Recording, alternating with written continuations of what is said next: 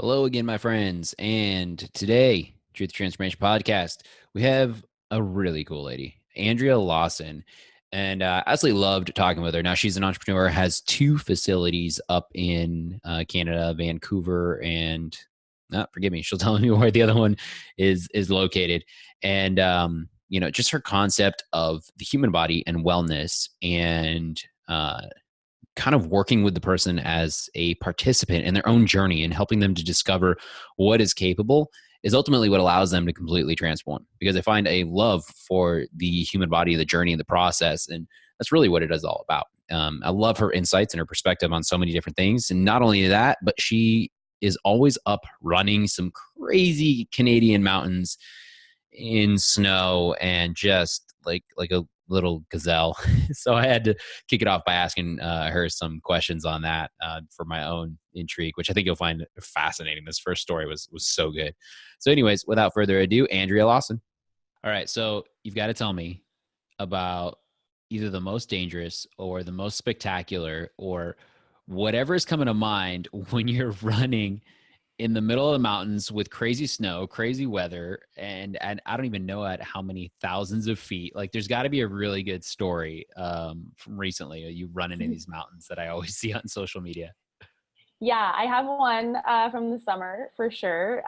So forgive me that I'm working in meters because Canada, you know. Yeah. So I went on this, I was invited to go on this traverse. And instead of doing a car drop, because it was a point to point, we decided to have two different groups of people. And so we did a car swap. So I gave my truck to somebody, and then I took their truck and I drove with another person to point A, and the other people drove my truck to point B. So all was supposed to be awesome. And then we had the routes, and then we were to cross connect, like shoot the shit, and then, continue on our merry way.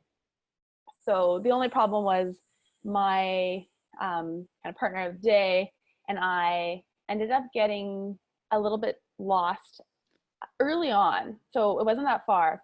And it was in an area that wasn't super well marked with trail. So we ended up having to do quite a bit of bushwhacking, and then got turned around, and we ended up kind of climbing up and then climbing down and then climbing up and climbing down.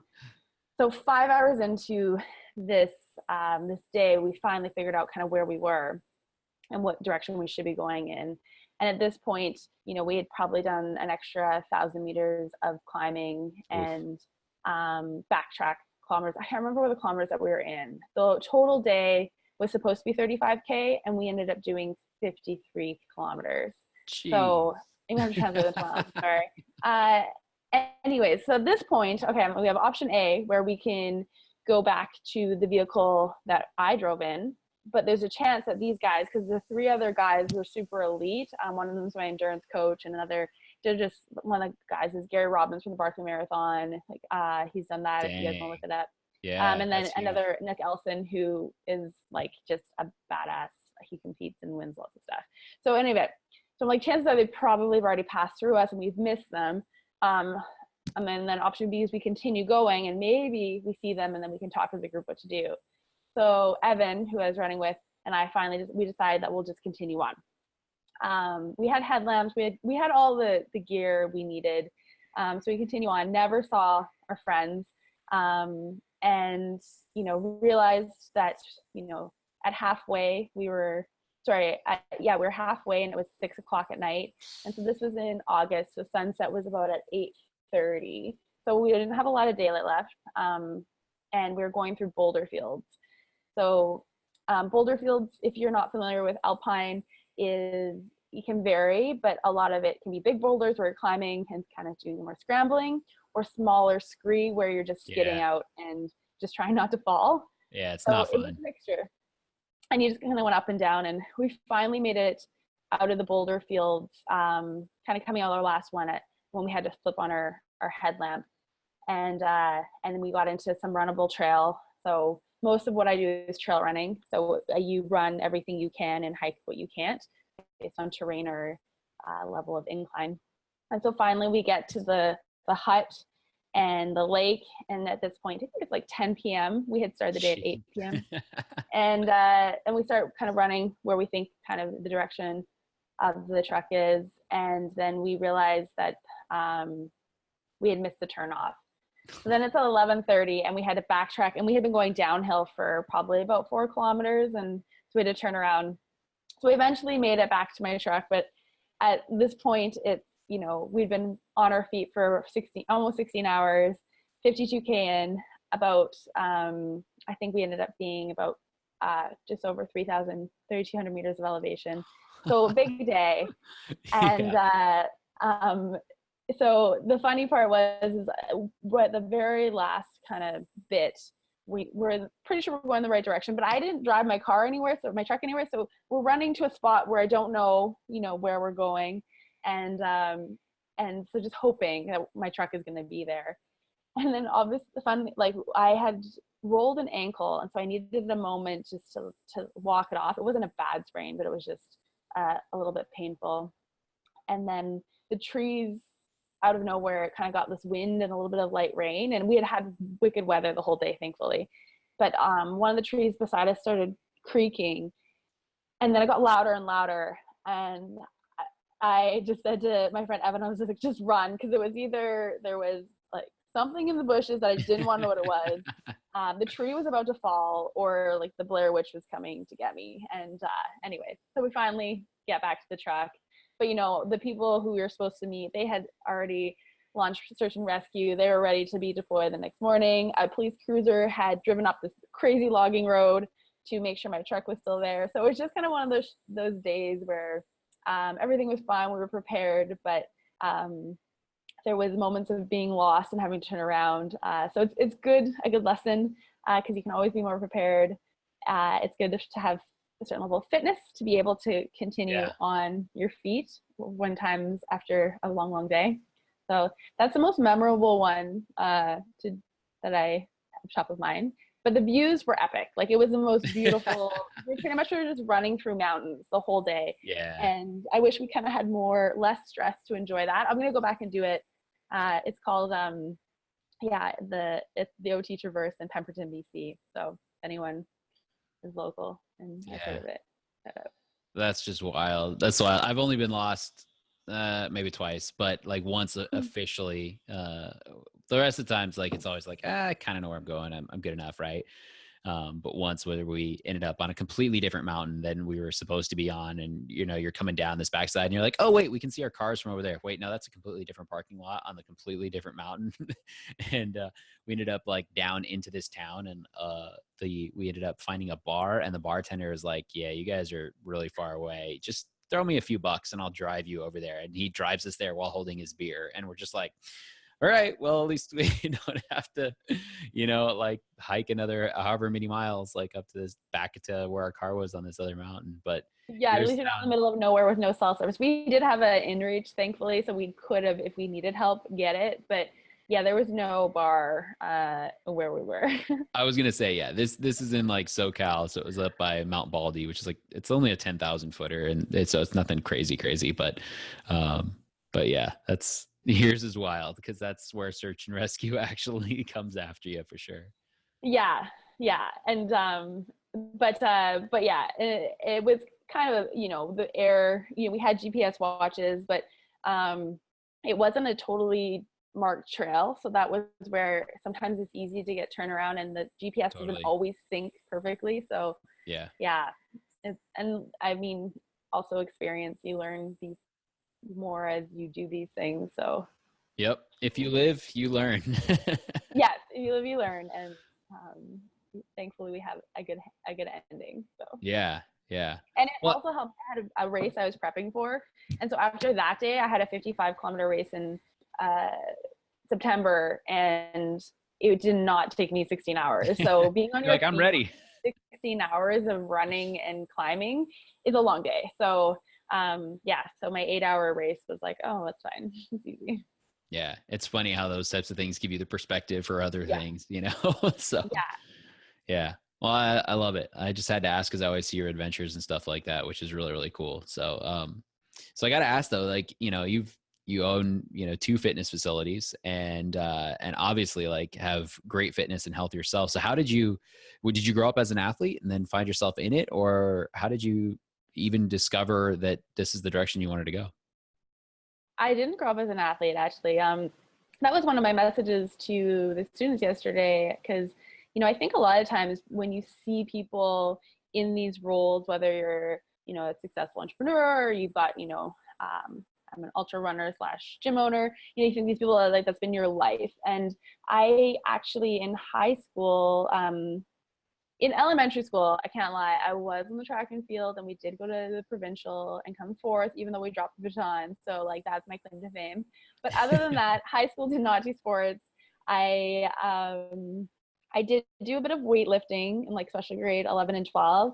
I was kind of this scrawny chick that was trying to build any sort of mass that she could, not super successfully, and I did like to weightlift. So I did a bit of that, but no sports. When I graduated high school, I did quite a bit of partying. I didn't go back to school right away. And then I just started making some life changes and getting into health and fitness. And I think I would like read Shape magazine and whatever, and I started to cook, and I got into running and weightlifting, and then I learned about human kinetics and kinesiology, and that's where I started. But I had never played on an official team sport, so I actually joined like an indoor soccer team and started practicing with a soccer team outdoor, just to gain some skill set, because I wanted the experience, especially post grad when I started working with athletes, and then when I first started getting into personal training, I guess is more what I was doing at the time. It was, I was just doing all circuit training, and I didn't even really know much about strength training, like really, to be honest. And it was the Girls Gone Strong group where I Yeah. just came across them and kind of became obsessed. And, I started following Jen Comas and I think Molly, and I'm trying to think of who else at the time that was like I really kind of looked up to at the time. Anyways, and then I just started deadlifting and squatting and wanted to do pull-ups, and the rest is really history in that regard. But it's been,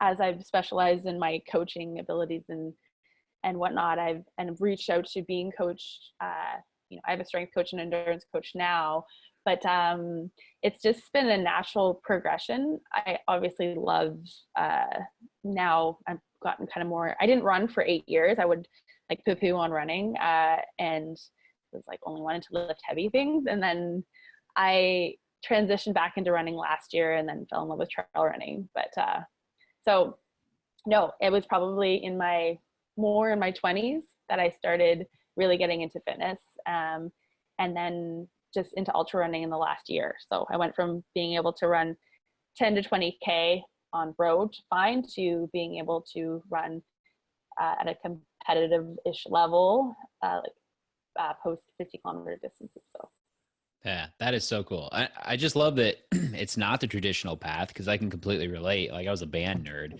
and then after injury, from owning a different landscaping business, I needed to go to rehab for physical therapy, and was like, I really like this, and ended up, wanting to go back and learn more and more, and then to go to school, and it kind of progressed from there. And so it's very similar in the fact that it's like you're a testament, and that's probably why you have two successful, physical brick and mortar locations. The fact that people can relate, like, I found this new thing, I want to see what I can do. And then now you're doing it with ultra running, and you don't have to be born with it. You can kind of discover it and find a love for it.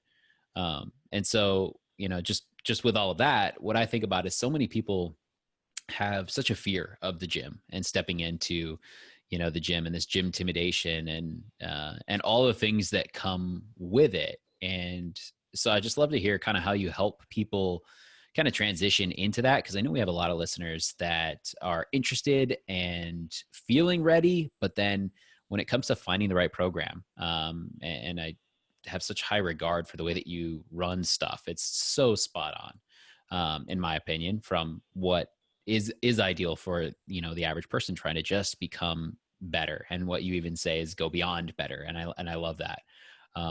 So what advice or tactics and stuff do you use to help people kind of get past that gym intimidation, and what's the philosophy for starting? intimidation. I've never actually heard of that. I don't know if I've been living under a rock, but I quite like that. I mean, one of our core values is taking the fear out of fitness. And I think a lot of that is just understanding and knowledge and having a systematic process. So everything we do is really catered to the individual, and we start with an assessment. And although I'm a huge proponent of an assessment and whatnot, I think it's, you know, it's even more important like what you're actually trying to identify in the assessment, so that you have a starting point for somebody, and then also you have an understanding of the goal that they want, as well as what you are also going to see. So the biggest thing that I think that I feel like we have done a little bit differently of other gyms that I've seen, maybe locally or just, you know, I don't actually totally know because I don't spend enough time at other gyms, but is that that's probably why it's working. It's seriously, that's probably a good thing. Like I can completely relate. So that's good. We assess people and we kind of start them.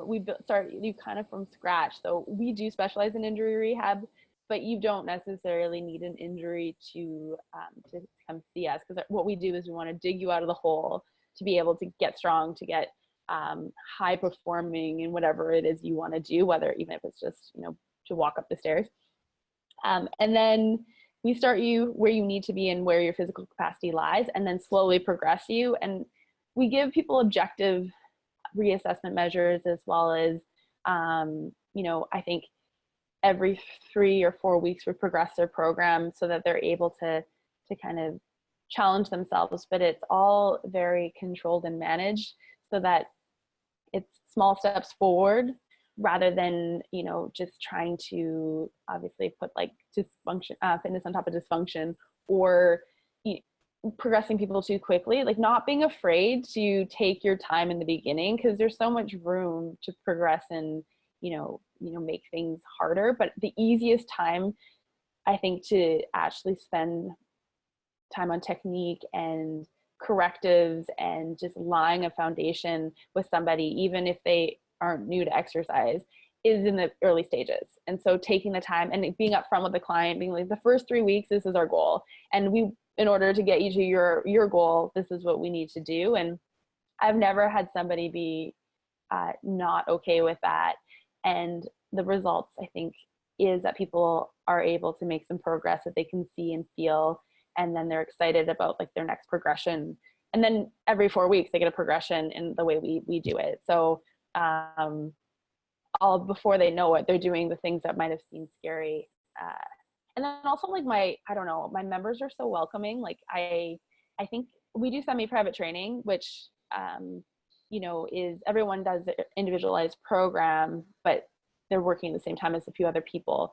And I don't know, that has just built a community, which I never thought it would. And so right away, people can just identify with other members, and, you know, sometimes older clients are heckling younger clients, and sometimes like best. other people are just encourage. Yeah, I know, this is so the best.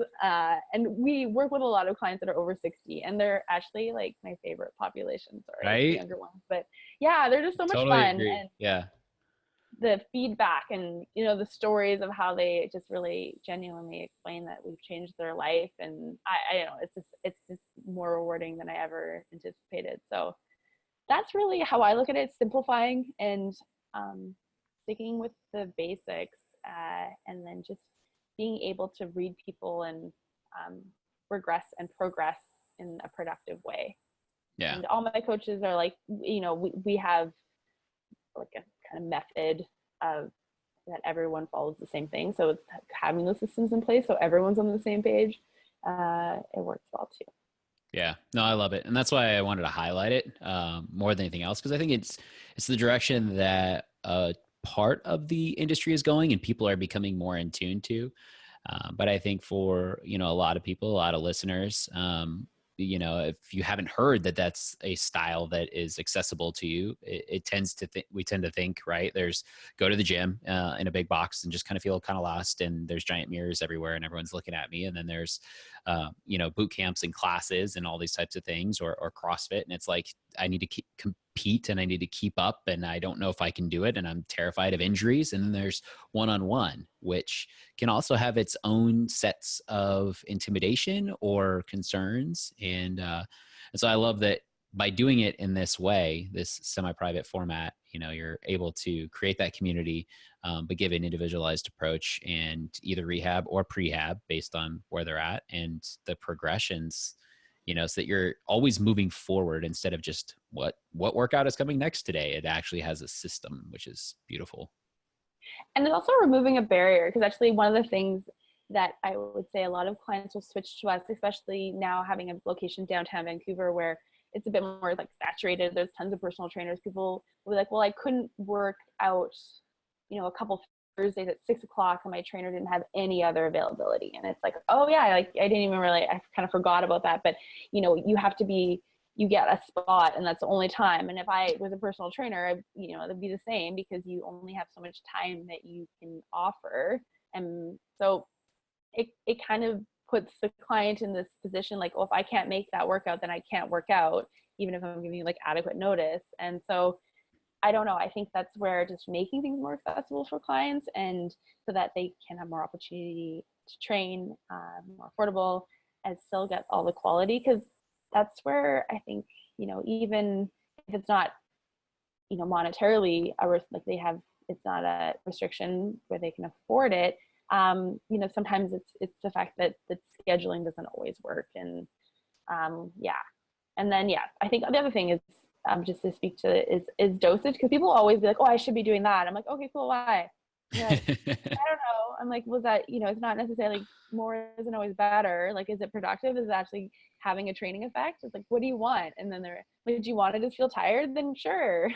But having those conversations with people, but actually, I was kind of being a bit like passive aggressive there. I try not to be like that, but just questioning kind of to try to get their understanding, and then meet them in the middle. Because I can't, not have like throw in some work where they're going to feel like their abdominals are burning, because they want that. People like, Totally. Yeah. Even though like, oh yeah, you really worked my core. I'm like, yeah, every exercise really but that one, but yeah, fine.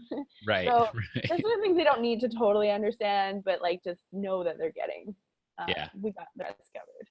Yeah. No, but I think that's spot on, right? It's give them what they really need, but then also give them what they want. And it's just human nature, and it's the psychology by which we operate, and so I think that accessibility piece that you touched on is absolutely critical, like making it accessible, because I think we want to be healthier, natural as a human species. We want to donate, we want to do these things, but if it's too complicated or it's inaccessible or too many barriers in the way, then we won't. And so you're saying if we can eliminate more of these barriers, then the chances of follow through just drastically go up.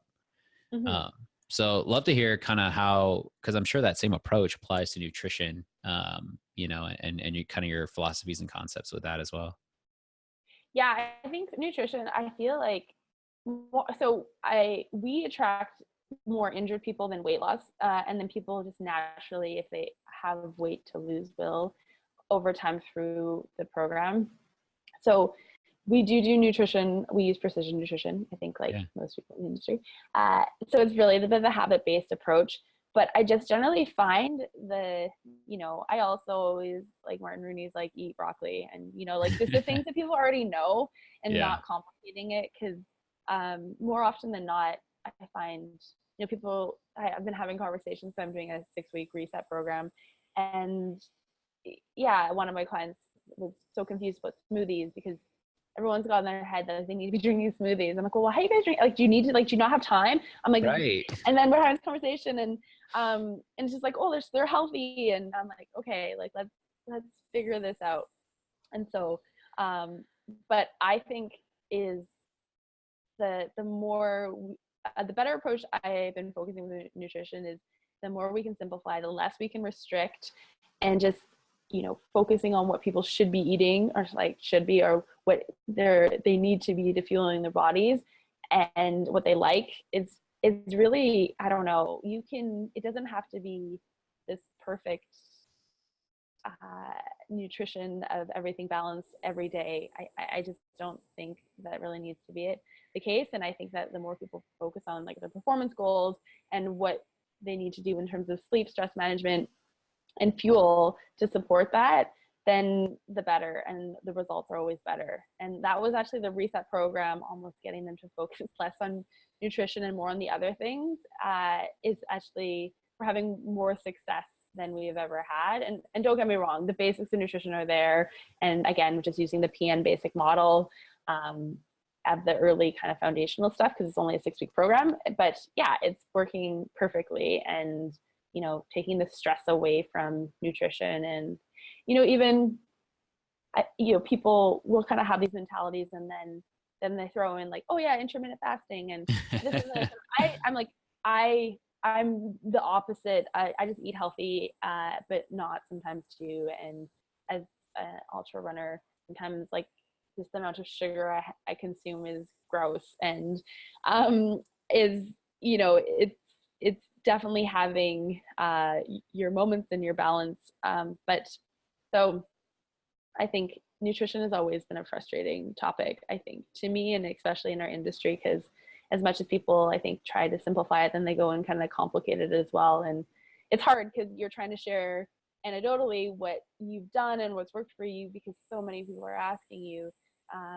But it does create confusion, and the science and the research and all this stuff that's coming out about, you know, obesity and what actually is contributing to it. It's so multifactorial as well. Yeah. And I think that can also create confusion amongst maybe fit pros that haven't read the research, or are just trying to help. But, you know, I don't think it's like ill-intentioned at all. I just think it's an area that's so hard to address. Yeah. So I that's where I kind of stand with it, where sports science is just so much easier. Yeah. Yep. No, it's so true. It's so true. But I love the authenticity and integrity as you speak about all of it, and the fact that, really, like, to sum up what you say, from what I gathered, it's less about the what and the how of nutrition, and really just pulling people back to understanding what nourishes their body. Yes. So nourishment can be sleep. Nourishment can be meditating to de-stress. Nourishment can be going for a walk in the woods, even if you're not going to trail run 55K in the middle of the dark for 16 hours. Yeah. But yeah, and I love that. I think that's a perspective that does need to be highlighted more, because there's many different ways to get to that summit, right? And that's really what nutrition can be. And it's figuring out if you need to go up the way that's all scree, or if you're going up a long trail, or if you even need to go to the top to enjoy the journey in the mountain itself, right? Yeah. So You articulated that very well. So well, thank you for you said it what well. I I just said. yeah, you said it well, just in more details. That's just what I pulled out, paraphrasing. So it was good. So so with two different locations, which is amazing, and being, you know, just such a badass female in the industry, and we're kind of talking about this before, but you know, what is it that really women need to hear more than anything else, whether they are wanting to go into the fitness industry or just wanting to work out or anything? Because I think for a long time it was women work out this way, men work out this way, and we finally have broken a lot of those barriers, but we still have a lot of hangups and stuff. So I don't really know if I'm having a direct question with this, but if there's anything that you feel women need to hear more than anything else, since that's the majority of our listeners, you know, whether they're to be fit pros or just your everyday person just wanting to become a little bit better. Yeah, I think I can only like speak to my experience of, you know, being a fit pro and an entrepreneur, and being female. I would say it's interesting because I don't know. I do think that sometimes people in general, you know, put limits, kind of self limits and rules, and we all have like insecurities, obviously, and whatnot. And I think just not being afraid to be seen and to speak up and to I don't know, do all the things that you want to do. I think like it's just kind of general, I think, advice. And I think one of the big things too is finding, you know, the mentorship that you need to support that, because all of this takes stepping outside your comfort zone. And I think for some people, entering like a male dominating environment might feel really intimidating for various different reasons. And so like whether it, you know, it might be male or female mentor that's going to be able to help you with that. But I think for me, I've never really like looked at, you know, it definitely gets highlighted as being female and doing these things, but I've never really like looked at it as, you know, well, I'm a like woman, so I, you know, can't, I'm the worst kind of feminist in that regard. Cause I don't really see that as a barrier. And, I even, my endurance coach, I was having a conversation. I was like, hey, you offer like some like woman only stuff. And I don't actually like that. Like, I get it. You want to make people feel comfortable, but like, I won't go because I just don't want to be segregated. Like, that's kind of, I just want to like, why look at it like that? So, for me, I don't necessarily think I think it's always multifactorial. And I think it comes down to like a little bit more on the individuals to do what they need to do to excel and not to be afraid and to push themselves. And so I think it's always, there's so many different reasons behind it. But that's always been my approach is, I don't know, kind of figure out what you want to do and go get it, and like figure out who you need to talk to be able to support you, to push you to do all those things. So Yeah. I did not really answer your question. No, it totally did. It totally did. One, I just love that you call people out. There's been several situations where you call people out for having those types of things, like you just said with your coach. So I love that. That's the advocate and the feminist and the voice that needs to be heard across the board. So that's great. Yeah, it's like one of those things, like the ladies only, where like I get it, like if any of it might encourage more females to go, that, but then it's like, but then we're putting these like things where like, I don't know, that I feel like that's taking a step maybe in not the direction that I want to see it going. But again, it's everything, each to their own in that regard. So I can see the sides, but for me, I just don't even like see the sides. So it's like in terms like that's where it seems irrelevant, and that's creating a situation to me. So yeah, no, I love it. I mean, that's the mindset that we all need to continue to work on and shift towards. And so that does bring me to my next question, which is about mindset. I know I'm jumping all over the board, but it's like you got such a unique background and like different pieces in history, like in the trail running, that I'm just like, I just wanted to fire a bunch of like really cool questions at you. oh yeah, until ADD, so jump around all you want. It's totally fine. I function better that way anyways. It's awesome. It's awesome. But yeah, like because you do specialize in, rehabilitation and post-injury and different things like that, which has always been a huge focus of mine as well. And working directly with a bunch of PTs and stuff. And, it takes a unique mindset to be able to overcome a lot of that, because we create a lot of stories around stuff, especially when it's a chronic thing that we've had for a long time or dealing with. And so because you deal with so many people in that situation, and I know there's so many people listening who have something going on with the knee, something going on with the shoulder, something going on with the back, and be it from inability to be consistent with movement, and that would solve a lot of the problems, be it with just weakness in certain areas. Regardless, I know you've got just some tips to build the mindset that gives them that fortitude, whether it's the jump start to go or to continue and overcome. I think the number one rule is that you don't work through pain. I think the no pain, no gain mentality a lot of people follow, but it's not necessarily like when you're dealing with soft tissue injuries. That's like a totally different thing. And a lot of people get those confused. Like you don't work through pain. Soft tissue doesn't respond well to that. You have to modify and figure out why you're in pain and actually tune into the pain. Not in an obsessive way, but once you start to become aware, and if you've been in chronic pain, you get used to, trying to just work around it or work through it because you've dealt with it for so long. So I actually often will ask my clients, like, can you tell me if this bothers you? And I want you to tune into it because they're usually the people that, sometimes kind of suffer in a little bit of silence. They're like, oh, that's okay, because my knee just hurts. I'm like, no, it's like, it's not normal. Your knee shouldn't just hurt. We have to do something different till eventually you can do it without it hurting. And I think that's the conversations that sometimes need to be had, and people have to understand that you can do exercises or work within ranges of motion and do different regressions to be able to build up and compensation patterns and neural loops and all those different things sometimes are people's ways of dealing with an injury until you teach them another way. And so it's just identifying those patterns and imbalances and compensations and dysfunctions to be able to figure out what you need to do to correct it. And that's why it's like everyone's a little bit different, but everyone's also kind of the same in a lot of these situations. It's not, I don't think, necessarily as complicated as it can feel.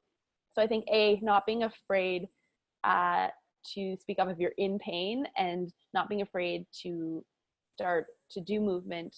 Just because your knee hurts doesn't mean you can't run or lunge. Just because you're in a back pain doesn't mean you can't learn to deadlift or whatever it is you want to do. There might be certain injuries that have limitations that are a little bit more hard to get around, but for the most part, as people progress, they can do more and more. So I think though, but if you don't tune into it and address it, lean into it, then it's just always going to be there, because you can't necessarily just avoid it and it go away, because usually that's what people do forever and it doesn't work. So attack it head on appropriately would be my advice. Yeah, no, I love it. Lean into it and listen to it, and then utilize it. So, kind of what I was picking up, because you were just the pieces you were talking about were more language based or communication based, and it's learning to communicate with yourself and then catching yourself with that language rather than a mindset thing. It almost sounded like, because you're saying like, oh, it's just okay, my knee hurts all the time, right? So it's like that's the story that they have bought into and believed, and you're saying, well, we've got to catch that language, and it's not supposed to hurt all the time. So I love that. How do you kind of coach people on catching those language loops that they might find themselves in that's probably perpetuating it to some degree? Well, I think another thing too is just building awareness, because I mean, people, come and work out, let's say even like 2 or 3 times a week. That's not a lot of time in the grand scheme of the day and the amount of hours there are. So also figuring out what's contributing to it in their daily life, because those are going to have bigger impacts as well. And often people, it's this phenomenon where if your knee hurts, you'll go up the stairs in a way that's going to be worse for your knee. If your back hurts, you're going to sit up from a chair in this way that just looks painful for anyone's back.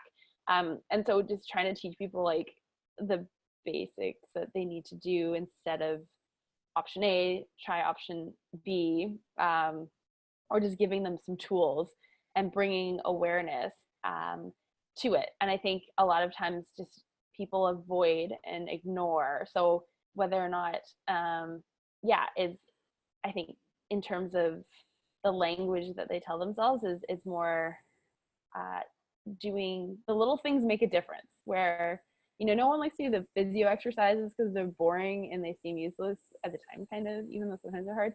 And they're not, I'm not telling you wrong, but it's like that's, but the little things add up, and the little, sometimes weaknesses here, or the, small tweaks that you're constantly doing there. Once you start to realize what your triggers are in terms of, if you do have a spasmy neck or back, then you can remove them, and then you start to see more and more progress that way. So I think, again, not being obsessive, but starting to tune into these things so that you can deal with it in a more productive way, and not just in the gym, but also throughout the day as well. Yeah.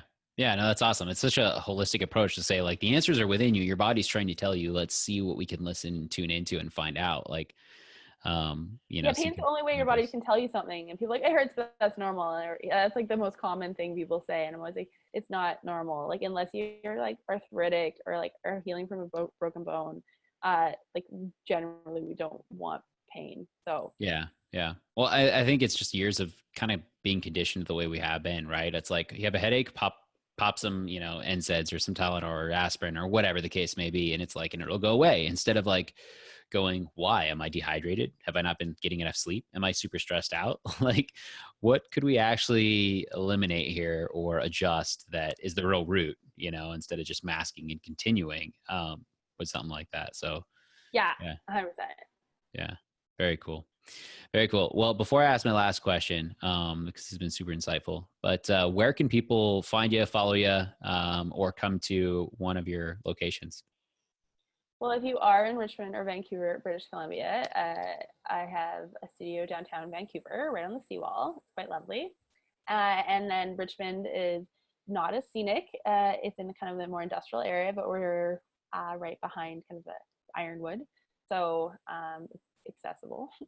And yeah, online I have Instagram, obviously. It's Andrea.Lawson, and Facebook's the same, but no dot, obviously. And then Balance in Motion is always Balance Motion. When I started my company forever ago, the in Balance in Motion was taken for everything, so it's just Balance Motion. So no in for that.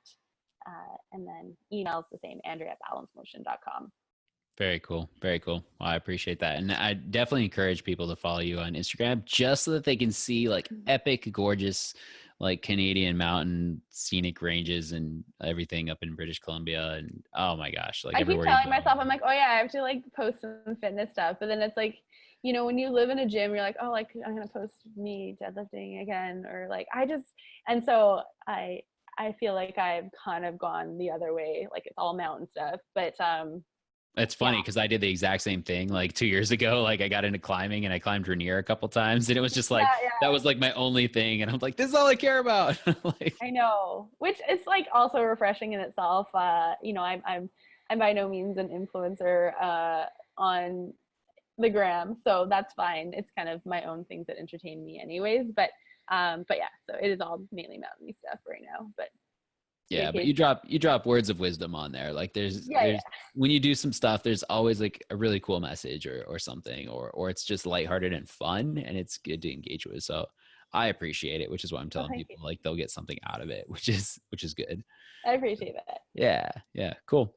Well then, this could go anyway, based on everything that you've kind of shared and touched on, and we went multiple directions with this one, which was cool. But what do you believe is the truth of kind of what it takes to truly transform? I've been thinking about this a lot lately, actually, and I really feel like it's starting before you're ready. And I read somewhere, I don't even know where, sorry to whoever said this, I'm not quoting you, but the first sucking is the first step of getting good at something. And I have started before I was ready. Even the ultramarathon, when I registered last November, I like wasn't ready, and you just kind of register. And signing my lease in Richmond 6 years ago, I wasn't ready. Signing my lease in Vancouver, I didn't even have the financial lending. I didn't get that until 6 months later. So like, talk about starting before you're ready. And I'm not saying this is the most like in all situations of doing such high risk stuff potentially, but at some point you just gotta do it. And if you want to do it, you'll do it, and you'll figure it out. And sometimes it's not going to maybe work totally to plan, but it's going to work and serve you in different ways. So that would be my take on that at this point. I love it. I've always tried to live by ready, fire, aim. Yeah. And it's not to say don't go in with a game plan and have aim and do the best to your, possibilities, but sometimes you got to be willing to jump. And I think otherwise you become more and more risk adverse, and it just becomes harder and worse. And then it's like the greater risk is that you would have regret. And man, I don't want to live with that. So I'm taking away more from what you said than maybe listeners will, but I appreciate it. And another thing I was saying to the Langara students yesterday is overcommit and then just figure out how you're going to over deliver. And that's, I think, where it takes it a little bit step further of not just being totally irresponsible in your decisions, because you are making sure that you are going to follow through and and have integrity in the things that you're Sure. doing as well. And I think that's another thing that I've always kind of tried to do the best of my abilities. Bite off more than you can chew and chew it. Yeah. Very cool. Well, Andrea Lawson, greatly appreciate you coming on the show, and wishing you all the best success with both Balance in Motions and all the future trail runs in those mountains going forward. And one day you're gonna have to make it back to Vancouver, or I think, have you ever been out here? I have not, and Right. it's definitely time to come play. I wouldn't be able to You're not run with yet. you, but I'll hike way behind you. That's fine. That's fine. I don't always have to run, so it's fine. Sweet. All right. Well, thanks again for coming on. Thank you for having me.